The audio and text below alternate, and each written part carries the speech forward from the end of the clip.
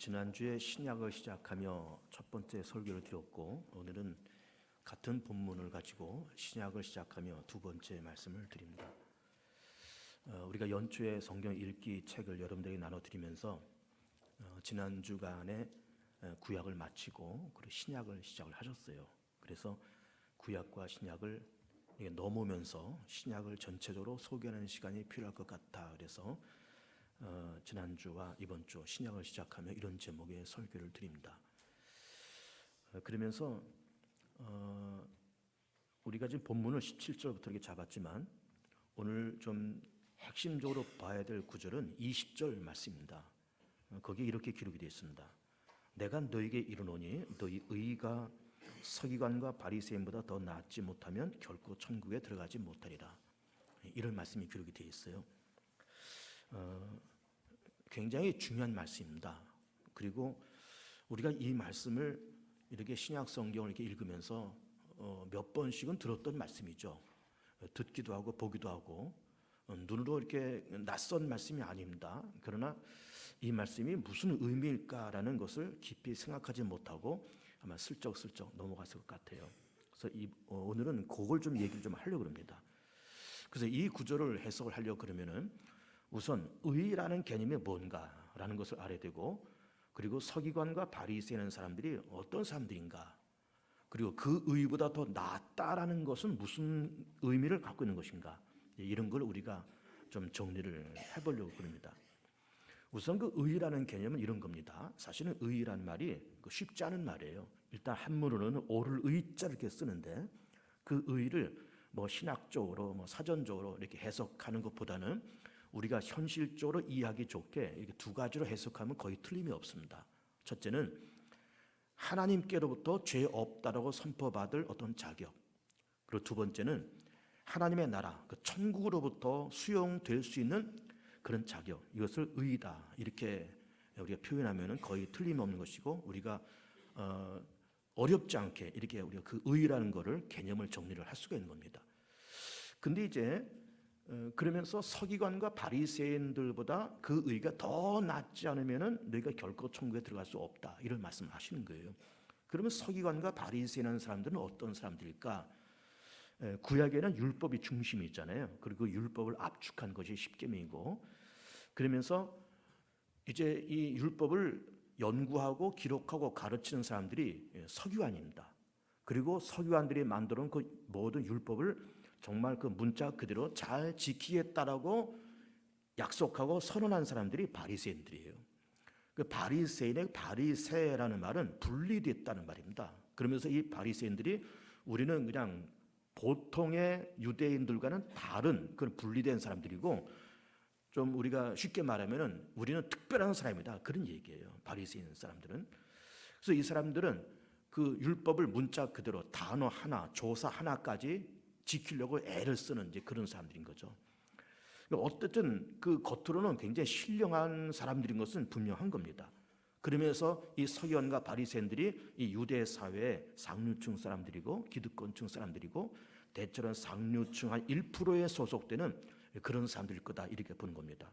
그러면서 종교, 학문, 그리고 경제, 정치 모든 것에 그 상위권 1%를 차지하는 기득권층에 있는 사람들이 이런 사람들인 겁니다. 그런데 성경에서는 그렇게 그 서기관과 바리새인들이 말하는 그 의보다 더 낫지 못하면 천국에 들어갈 수 없다, 이런 말씀을 하시는 거예요. 그러면서 이제 이 바리새인과 서기관들을 은근히 이제 예수님께서 그렇게 이제 질타를 하고 계신 건데, 아마도 이 말씀은 예수님의 그 3년 동안의 공생 가운데서 거의 초반부에 말씀을 하셨을 거다, 이렇게 생각이 됩니다. 그러면서 3년의 공생애가 거의 끝난 다음에 마태복음 후반에 넘어가면은 예수님께서 이 바리새인과 서기관들을 아주 이제는 직선적으로 공격합니다. 지금은 이제 간접적으로 공격하잖아요. 서기관과 바리새인보다 더 나아야 된다, 좀 이렇게 완곡하게 얘기하시며 또 간접적으로 이렇게 얘기하시면은 마지막에 가서는 이제 너희들은 외식하는 바리새인과 서기관들아, 그러면서 이 바리새인과 서기관들은 아주 무참하게 그렇게 공격을 하셨던 거예요. 그러면 이 사람들이 갖고 있었던 그 의라는 개념이 뭘까? 이 사람들이 어떻게 살았고 어떻게 신앙생활을 했고 어떤 사고방식을 갖고 있었기 때문에 그들보다 더 나아야 된다는 말씀을 하시고 있을까? 이런 걸 좀 얘기를 하려고 그런 겁니다.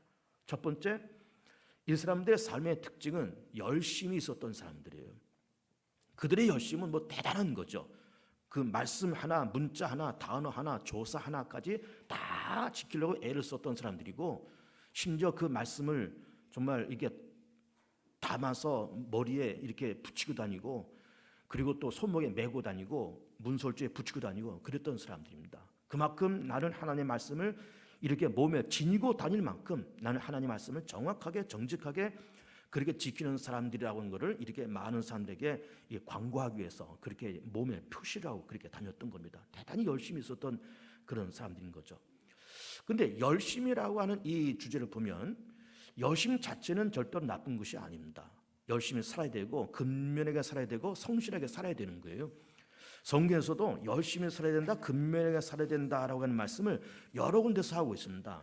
그래서 잠언을 보면은 유독한 여자는 존용을 얻고 근면한 남자는 재물을 얻느니라. 그래서 근면에 대해서 강조를 하고 있어요. 로마서 12장에서는 부지런하여 게으르지 말고 열심을 품고 주를 섬기라. 베드로전서 3장에서는 또 너희가 열심으로 선을 행하면 누가 너희를 헤아리요. 잠언 28장에서는 성실하게 행하는 자는 구원을 받을 것이나 굽은 길로 행하는 자는 곧 넘어지리라. 그러면서 성경에서도 여러 군데서 열심히 있어야 된다, 근면해야 된다, 성실해야 된다, 이 말씀을 하시고 있습니다. 근데 열심으로 말한다 그러면은 바리새인을 따라갈 만한 사람이 없을 만큼 바리새인은 정말 열심히 있었던 사람들이에요. 여러분, 우리도 마찬가지잖아요. 우리도 평범한 광명시 시민으로 혹은 서울 시민으로 대한민국 국민으로 우리는 세상을 정말 열심히 살아왔습니다. 어느 누구 막론하고 다 열심히 살았고 지금도 열심히 다 살고 계세요. 대부분 다 그렇게 열심히 삽니다. 이제 우리는 10대 내지 20대 때 공부하고 학교 다니고 그리고 군대도 갔다 오고 직업도 구하고 직장도 구하고 서른 안팎돼서 결혼해서 아이들 하나 둘 셋 낳아서 기르고 그러면서 열심히 일하고 열심히 돈 벌어서 아이들 공부시키고 그리고 처음에 결혼 생활 시작할 때 방 하나 부엌 하나 연탄 떼는 집 그런 집에서 이렇게 월세집을 이렇게 살다가 조금 늘려서 이제 전셋집으로 옮기고 그러다가 좀 빌라로 옮기고 빌라에서 좀 이제는 아파트로 옮기고 아파트에서 좀 더 넓은 평수 옮기고 자동차도 구입하고 그러면서 처음에는 그렇게 적게 시작했던 우리들이 열심히 살아서 우리 여기까지 그렇게 온 겁니다. 우리 대한민국 사람들 정말 열심히 살았습니다. 지금 우리는 주 5일 근무와 주 52시간제로 다 그렇게 됐어요. 그래서 뭐 이제 뭐 퇴근도 빨리 하고 우리 그렇게 얘기하고 있지만은 주 5일 근무가 시작된 것이 얼마 되지 않았잖아요. 우리 70년대 80년대는 그러니까 우리 기성세대 내지는 우리 어버이 세대들은 7, 80년대에 하루에 13시간, 14시간씩 일을 했습니다. 공사판에 가면은 아침 7시에 시작해서 저녁 7시에 끝나요. 공장은 하루에 13시간, 14시간씩 일했습니다. 토요일이 있습니까? 일요일이 있습니까? 공휴일이 있습니까? 없어요. 구정 이틀 딱 쉬고 추석 이틀 딱 쉬고 토요일도 없고 일요일도 없고 공장은 24시간 계속 돌아갔습니다. 우리 그렇게 살았습니다. 우리 기성세대와 우리 어버이 세대는 다 그렇게 살았어요. 그래도 그렇게 사는 것이 옳은 줄만 알고 그렇게 살았습니다. 이건 뭘 얘기하는가 하면은 우리 대한민국 사람들은 7, 80년대에 굉장히 부지런히 열심히 살았습니다. 학생들도 공부 많이 하고 고등학교 3학년 학생들이 3당 4락이라는 말을 합니다. 3당 4락 3시간 자면 붙고 4시간 자면 떨어진다는 거예요. 그러면서 아이들도 공부하는데 얼마나 열심히 공부하는지 몰라요. 공부도 열심히 하고 직장인들은 직장생활 열심히 하고 다 열심히 살았습니다. 열심히 살았어요.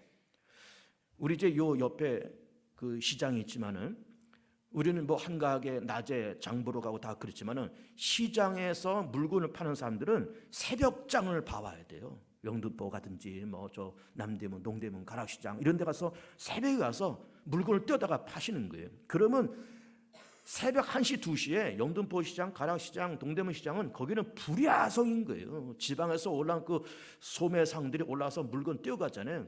이게 도매상이 움직이면서 새벽 1시, 2시에 불야성을 이루는 겁니다. 그러면 우리 장사하는 분들이 새벽에 가서 그 물건을 떼어다가 이제 낮에 이렇게 파는 거예요. 그러니까 이 시장에 있는 분들도 얼마나 열심히 그리 일하는지 몰라요. 다 열심히 일합니다. 다 열심히 일해요. 열심히라는 건 좋은 겁니다. 절대로 죄가 아니에요. 성경에서도 열심히 살아라, 근면해라, 성실해라 라는 말을 누누이 그렇게 하고 있는 겁니다. 그런데 다른 종교를 갖고 있는 사람들도 굉장히 열심히 신앙생활을 합니다. 여러분이 라마교, 이 불교 가운데 하나가 라마교라는 게 있잖아요.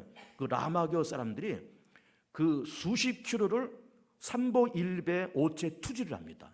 삼보일배가 뭔가 하면은 삼보 세 걸음을 가서 일배 한번 절을 하는 거예요. 절을 할 때 그냥 절하는 것이 아니라 오체 투지를 하는 겁니다. 오체 5가지를 땅바닥에 대는 거예요. 이마, 손, 무릎. 이거 땅바닥에 대는 겁니다. 세 걸음 가서 엎드려서 머리를 이렇게 땅에 대고 또 세 걸음 걸어가서 또 이렇게 오체 투지를 하고 삼보일배 오체 투지를 하면서 그러면서 수십 킬로를 그렇게 가는 거예요. 이거를 평생에 몇 번씩을 그렇게 하는 거예요. 여러분 그거 아무나 할 수 있는 일이 아니잖아요. 그들이 생명도 없고 부활도 없고 전능하신 하나님을 섬기는 뜨거운 믿음도 없는데도 불구하고 그렇게 열심히 그들이 종교 생활을 하는 거예요. 또 불교인들이 장좌불화라는 걸 합니다. 장좌불화.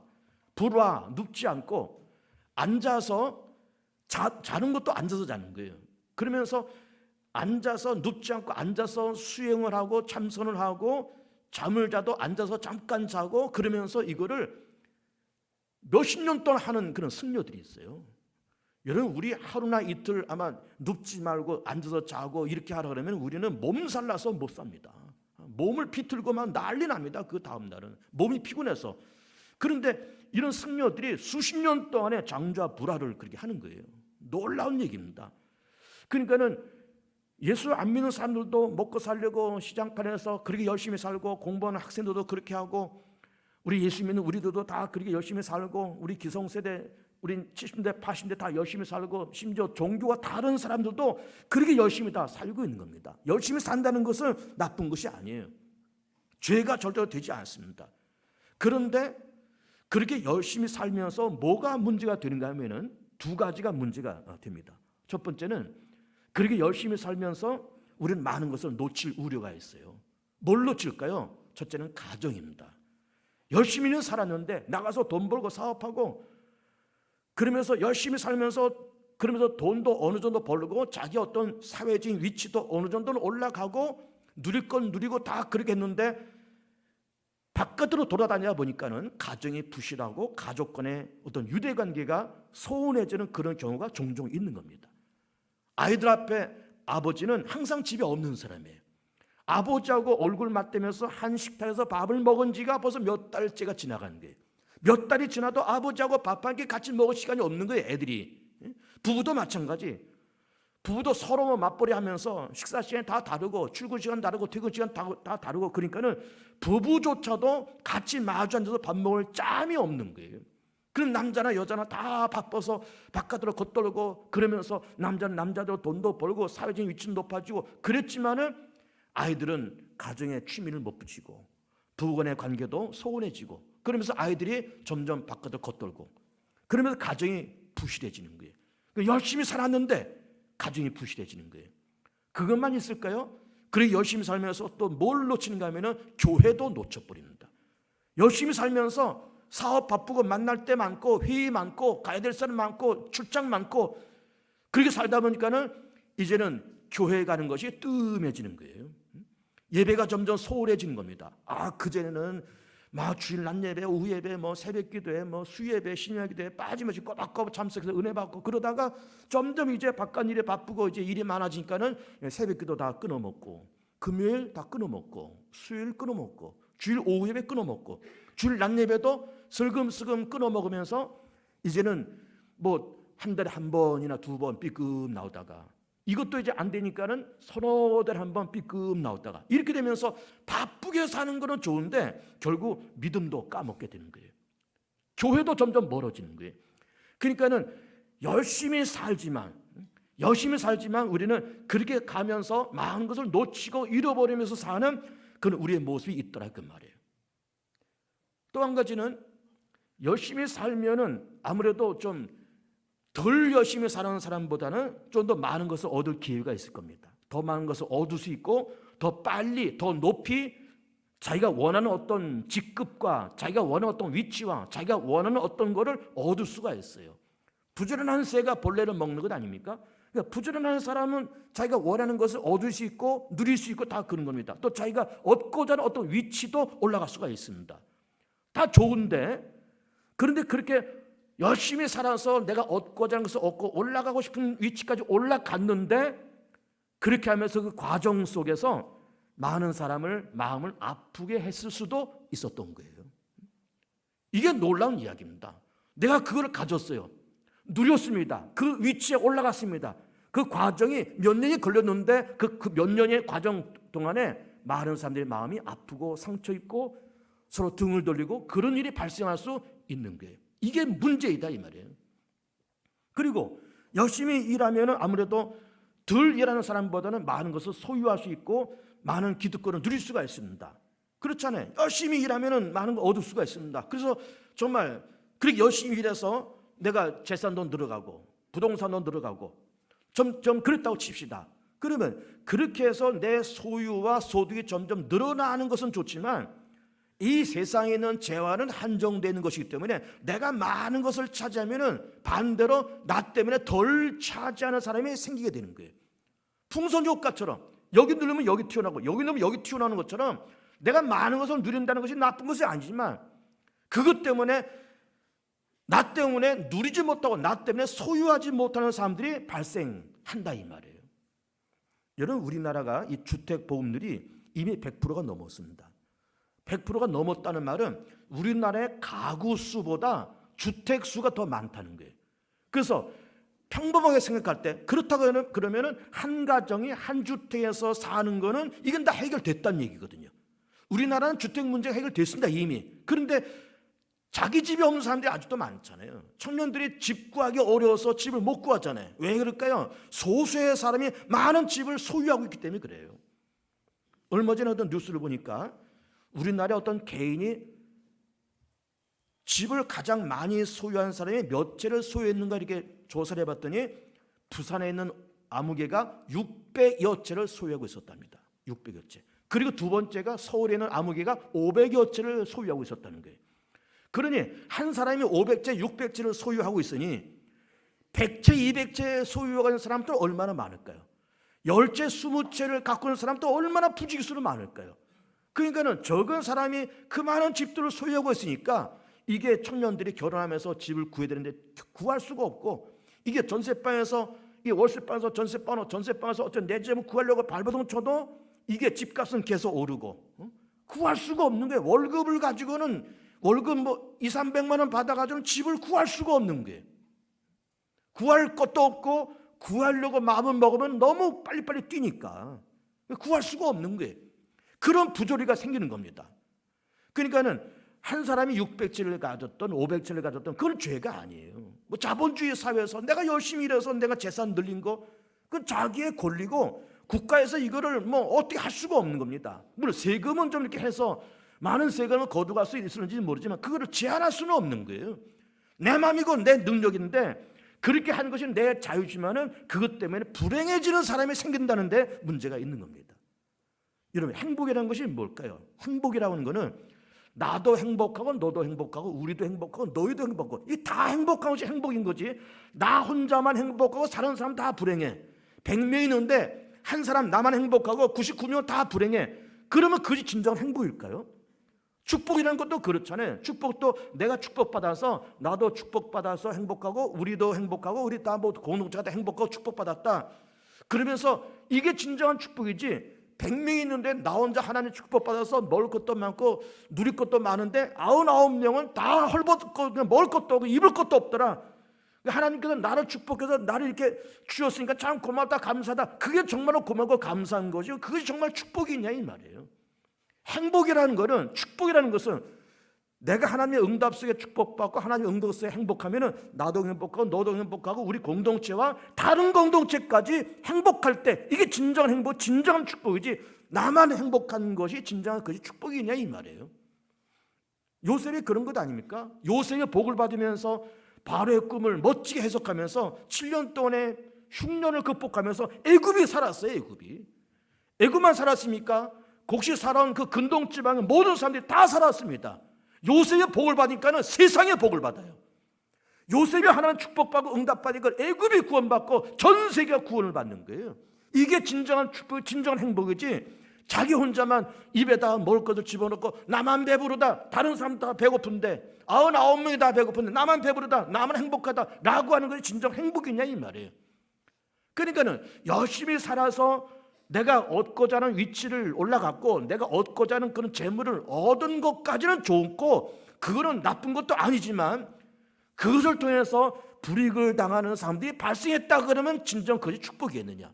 내가 올라가고 싶은 위치까지 올라갔는데 그렇게 될 때까지 많은 사람이 마음 아파하고 그때는 저 사람과 내가 갈등이 생겼다 그러면 그것이 진정한 축복이냐 이 말이에요. 이걸 우리가 생각해야 되는 겁니다. 바리새인들은 열심히 사는 사람들이에요. 열심히 사는 사람들입니다. 그런데 그 열심 때문에 결국은 다른 사람들을 정죄하고 그리고 그 사람들 때문에 못 가진 사람들이 생기고 그 사람들 때문에 불이익을 당하는 사람들이 생기고 그러면서 자기네들은 열심히 살면서 그런 위치에는 올라갔었는지 모르지만은 많은 것을 놓친 사람들이에요. 하나님을 열심히 믿고 율법을 쫓아다녔지만은 그 율법을 진정 주신 하나님을 놓치고 정말로 자기네들이 갖고 있는 그런 신앙의 어떤 개념을 쫓아가다 보면서 하나님의 아들 예수를 십자가에 못 박아 죽이는 그런 잘못을 저질렀던 겁니다.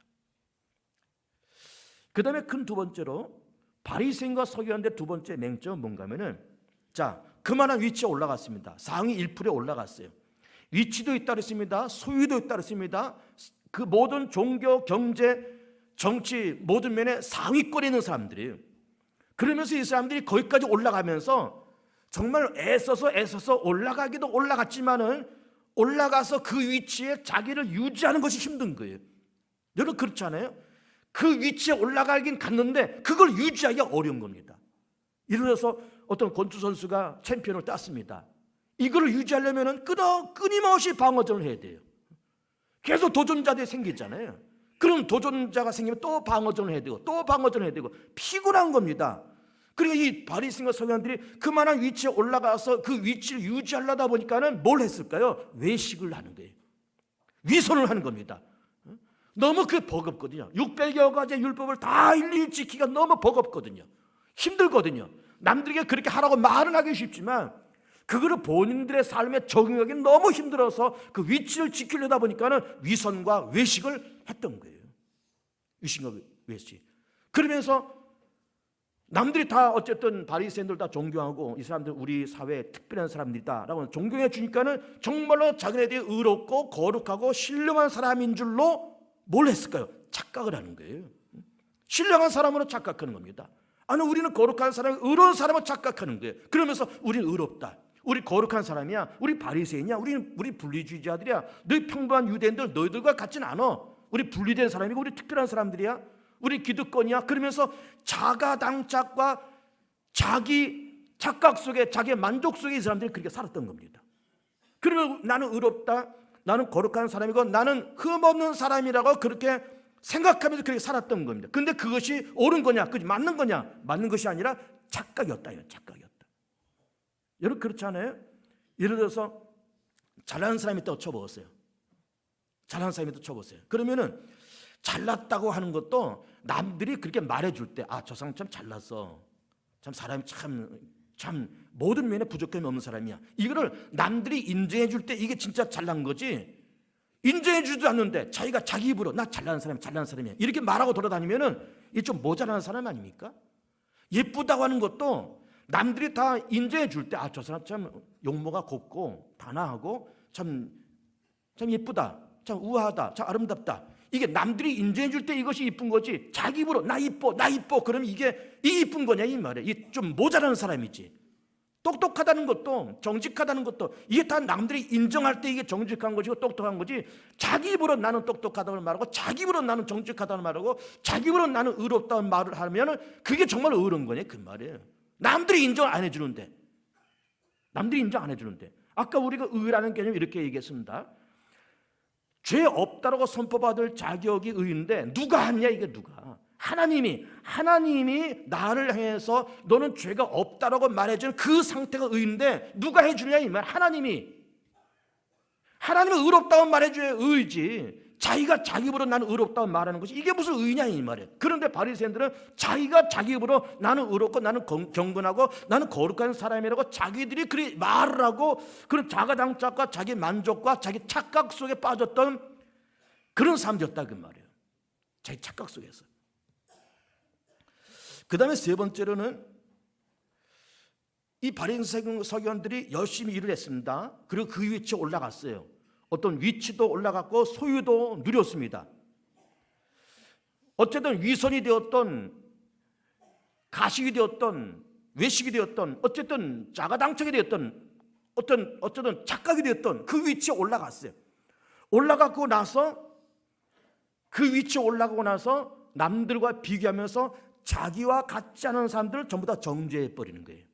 다 정죄해버리는 겁니다. 나는 이런데 너는 그렇지 못하지. 다 정죄해버리는 거예요. 나는 의로운데 너는 불의해. 나는 정직한데 너는 부정해.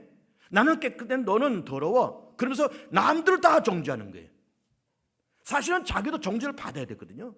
자도 심판을 받아야 되거든요. 그리고 의롭고 경건한 사람이 사실은 아니거든요.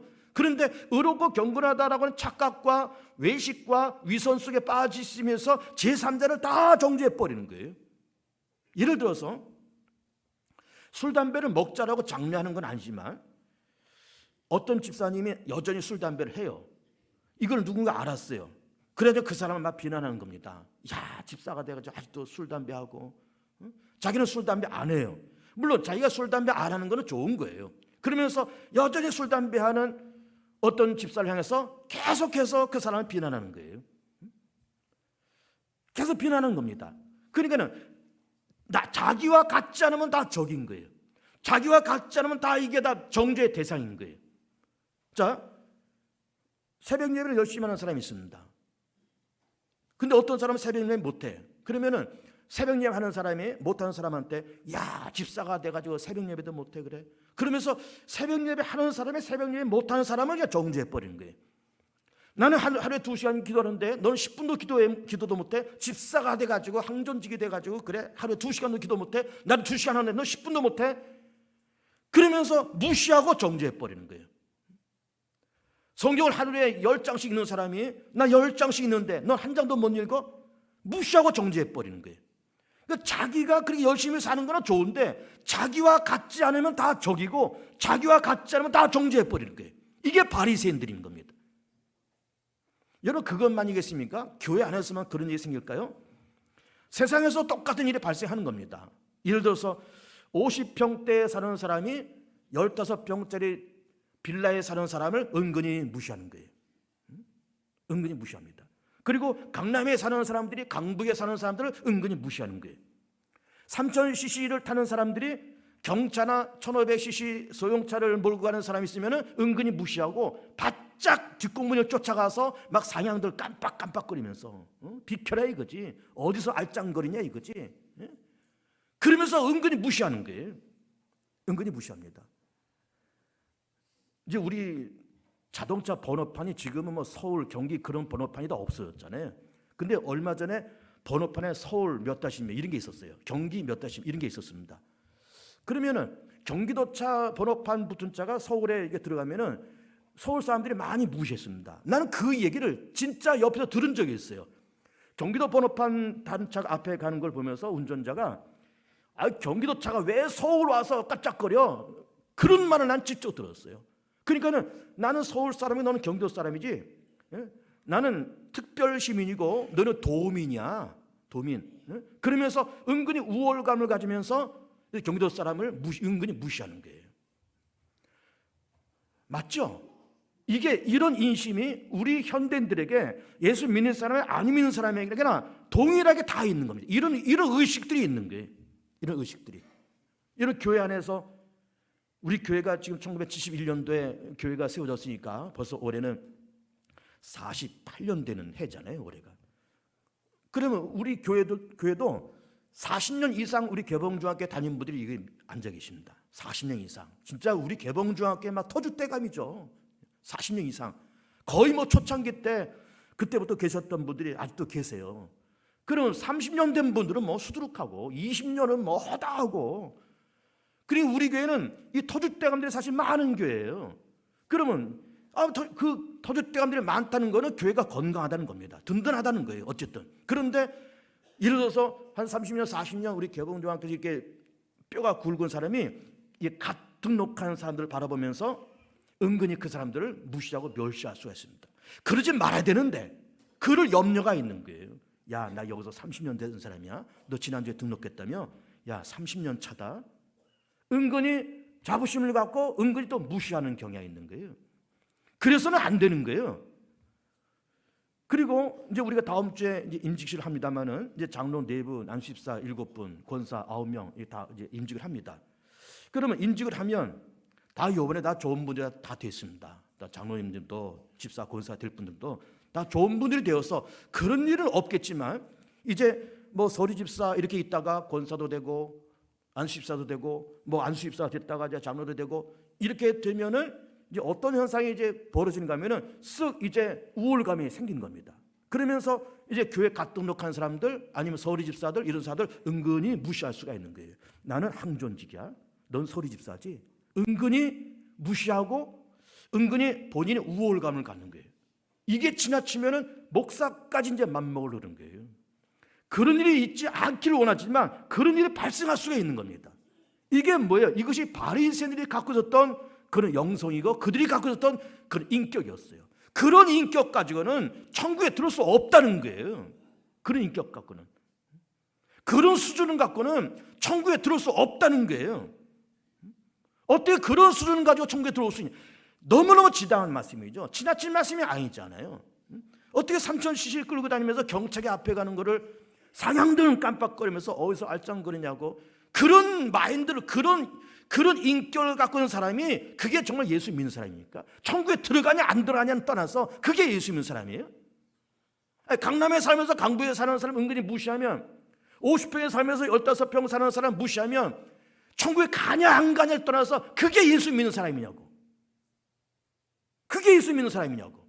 그러니까 예수님 말씀이 맞잖아요. 그게 예수 믿는 거냐? 그게 믿는 거냐? 그런 인격 가지고 천국 오겠냐? 난 너 안 받아준다. 그런 말 하시잖아요. 그런 말 하시잖아요. 너무너무 지대한 말씀을 하시고 있는 거예요. 그러면은 우리 이제부터 어떻게 살아야 될 것인가? 자, 열심히 살아야 됩니다. 물론 열심히 살고 그리고 놓치지 말아야 될 것. 뭘 놓치지 말아야 될까요? 가정을 놓치지 말고, 그리고 교회를 놓치지 말고.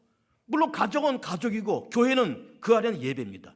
예배를 놓치지 말고 가정을 놓치면 가족을 놓치지 말고 그렇게 가야 됩니다. 바빠도 예배를 목숨처럼 지키고, 너무너무 바빠서 예배를 꼭 드려야 되겠다라고 이런 말 해야 되는 것 아닙니까? 너무너무 바빠서 예배 뺄 수가 없다고. 너무너무 바빠서 나 주일 낮 예배 나 뺄 수가 없다고. 이거 빠질 수가 없다고. 이게 진짜지. 바빠서 요즘 교회나 시간이 없어. 바빠서 예배들 시간이 없어. 이게 무슨 믿음이냐 이게. 하나님도 우리한테 이렇게 찾아오셔서 야, 나 요즘 바빠서 네 기도 들을 시간이 없다. 그럼 기분 좋겠냐고. 너 기도 많이 하는데 나 요즘 바빠서 네 기도 너 들을 짬이 없어. 그러면 그러면 우리가 기분 좋겠냐고.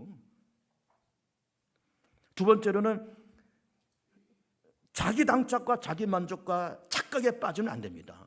나는 이만하면 다 됐다? 아니에요. 우리 아직도 갈 길이 멉니다. 개봉주와 함께 아직도 갈 길이 멀어요. 박종호 목사도 갈 길이 멉니다. 우리 교회 다 갈 길이 멉니다. 믿음의 생활을 30년 했던 40년 했던, 항존직이 되었던, 성경을 백독을 했던, 금식을 해서 계시와 환상과 셋째 하늘 아니라 넷째 하늘까지 갔다 왔다 한들 우리는 아직도 갈 길이 멀다가 하는 영적인 목마름이 필요합니다. 하나님의 나는 아직도 목마릅니다. 나는 아직도 예배가 목마르고 기도가 목마르고 나는 찬송이 목마르고 나는 아직도 하나님의 응답에 목마르고 나는 아직도 말씀에 목마르고 나는 아직도 하나님의 은혜가 목마르다니 내 이 가란 영혼을 주님의 말씀과 은혜로 적셔 주시옵소서. 이게 진짜 믿음이잖아요. 이게 진짜 믿음. 세 번째로는 남을 정죄하지 마세요. 남을 무시하지 마세요. 남을 소홀히 여기지 마세요. 나보다 좀 낮아도 없어도, 나보다 직급이 낮아도, 나보다 좀 덜 나이가 적어도, 지난주 등록한 교회라 그럴지라도 존중히 여기고, 긍휼히 여기고 베풀 수 있는 그런 영성이, 이게 진짜 예수 믿는 사람의 영성이지, 나는 30년차 너는 지난주 까부지 말어, 이거는 영성이 아닌 거예요. 이건 예수 믿는 거 아니에요. 이건 꽝입니다. 이건 꽝이에요. 예수님 말씀이 진짜잖아요. 그런 거는 그건 꽝이다. 너 그런 믿음과 그런 영성 가지고 그런 사고방식 가지고 천국에 들어와? 천만에 안 돼. 그 말씀 하시고 계신 거예요. 놀라운 말씀이죠. 하나님의 은혜와 자비 속에, 진실한 믿음으로 성장되어가는, 진실한 믿음으로 응답받아가는 복된 교우들 되시기를 축복합니다.